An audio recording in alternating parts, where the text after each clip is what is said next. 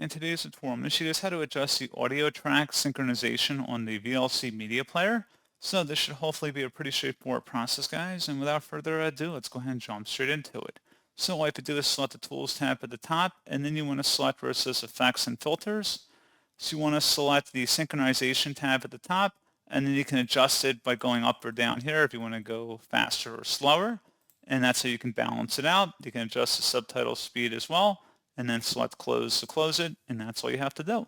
So pretty straightforward process, guys, and as always, thank you for watching. I do hope that was able to help you out, and I do look forward to catching you all in the next tutorial. Goodbye.